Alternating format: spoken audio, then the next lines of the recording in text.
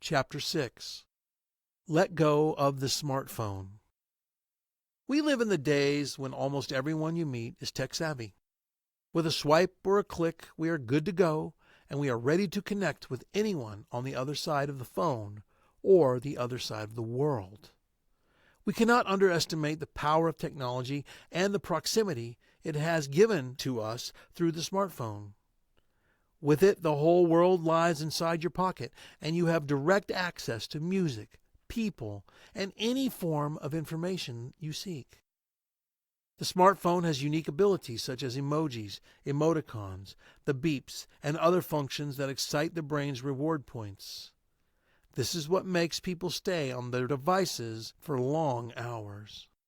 Thanks to the world of engineers and designers, there are many popular phone games and different social media apps that can function properly on your phone. With the help of psychologists when creating these apps and games, you can stay on your phone for the whole day. If you don't believe this, answer these questions. How many times have you reached out for your smartphone unconsciously? How many times have you wanted to do something important on your phone, but you get distracted on other social media apps when you actually pick up your phone? How many times have you tried to do something on your phone, but you forget and it keeps happening? The truth is that many of us reach for our smartphones without thinking about it, whether or not there is an urgent need that warrants us to use these phones. So what is wrong with owning a smartphone? The smartphone has its own benefits when it is used wisely, especially in the workplace. It can increase productivity, connectivity, and allows easy flow of communication and aids the self-confidence and self-esteem of workers. But there is enough evidence by a growing body of researchers that proves that the cons of using mobile phones outweigh the pros. It is shown the mobile phones intensify anxiety and stress and eats away at our general well-being, especially mental well-being. Smartphones, just like every technological innovation, has its disadvantages. It can lead to poor social interaction among workers. It can be a source of distraction. It breeds addiction. It can lead to health challenges. It is costly, and it can lead to a lot of legal issues. How smartphones can be detrimental to your career. What many people don't realize is that smartphones can lead you to trouble, in business or in the workplace. This is why you should know how detrimental smartphones can be to your career. Number 1, you toy around with your smartphone during important work schedules and deadlines. Many bosses want employees who can multitask. Many of these employees use this as an excuse to fiddle with their smartphones and get carried away on their smartphone or when you are in a meeting. It is usually difficult to restrain the temptation to use the smartphone for other purposes, such as communicating with the client, especially if your client adamantly decides to reach you through social media. It is more difficult when you don't even know that you are carried away or distracted with your smartphone. This is why it is best to speak with your client or staff verbally.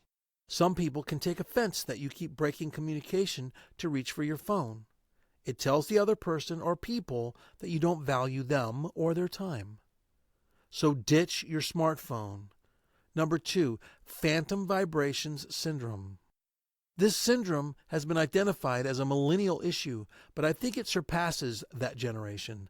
The present-day teenagers and children will also have this syndrome in a worse manner than millennials have it. The phantom vibration syndrome, or ringxiety, is when you think that your phone is ringing or vibrating, or you have notifications coming in, but nothing of this sort is happening.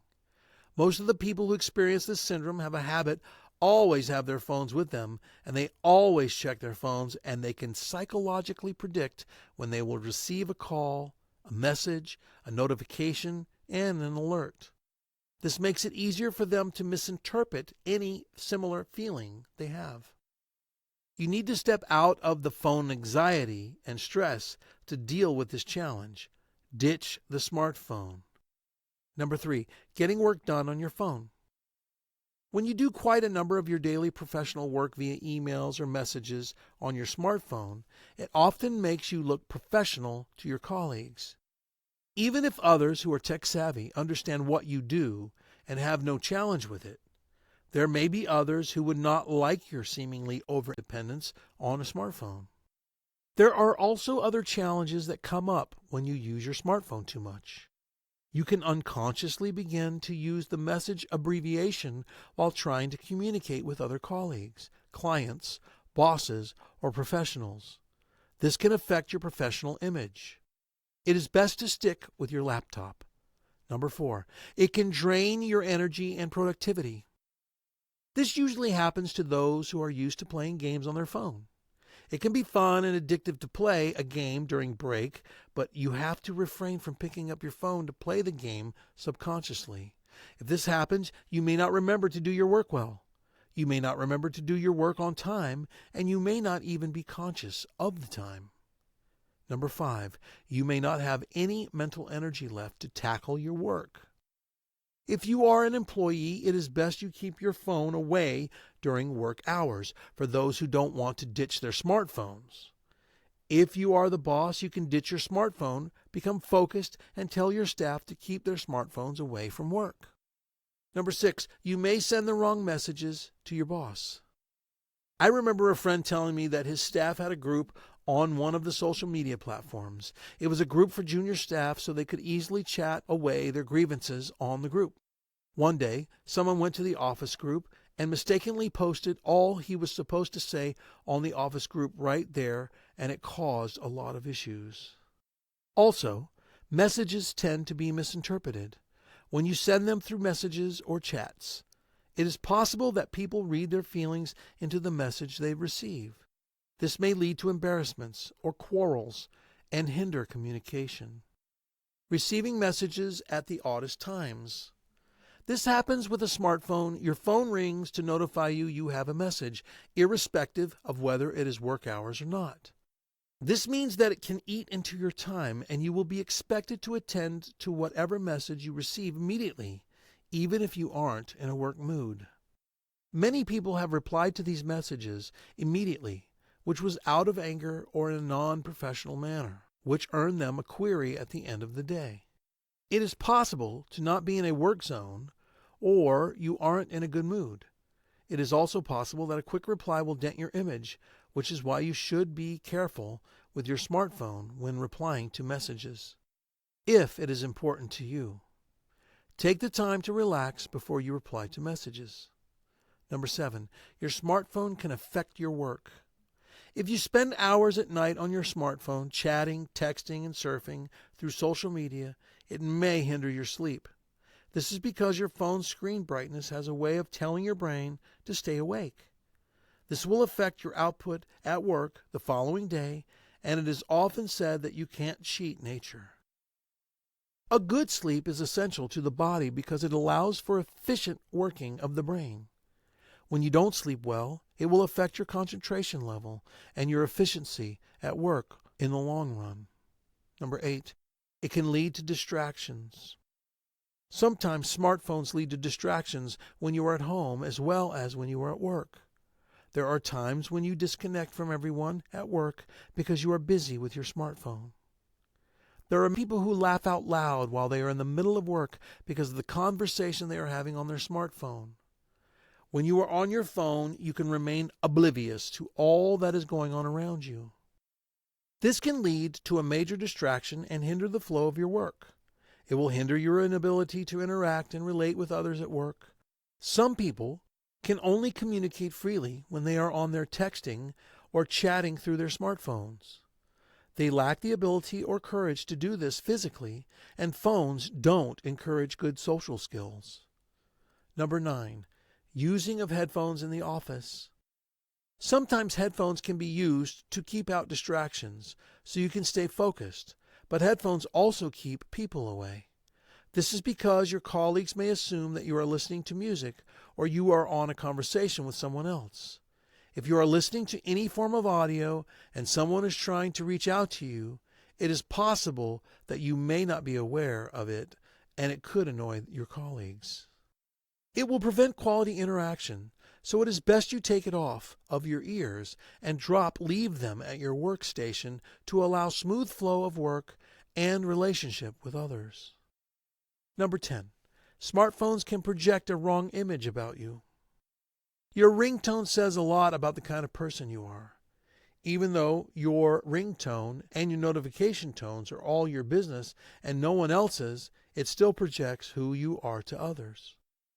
The image people have about you says a lot, and it may be what your colleagues give when there is an evaluation or assessment about your work.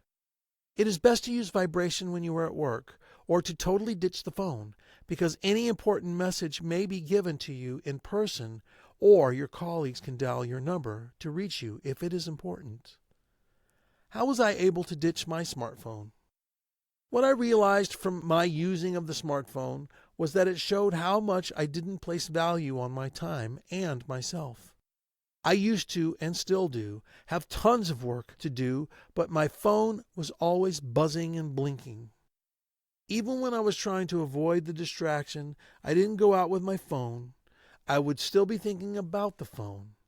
After a while, it became phantom vibrations. It got so bad that sometimes I would be with my clients, and then my mind will be thinking of what was going on with my phone. If people were trying to reach me, if I had business deals, or I got an important message. Whenever I got back to my phone, I found out that this wasn't true. The important calls, messages, and notifications were not 50% important. I also noticed everyone is usually busy on their phone these days. I remember seeing a footage on CNN some years ago where a teenager was killed on the train.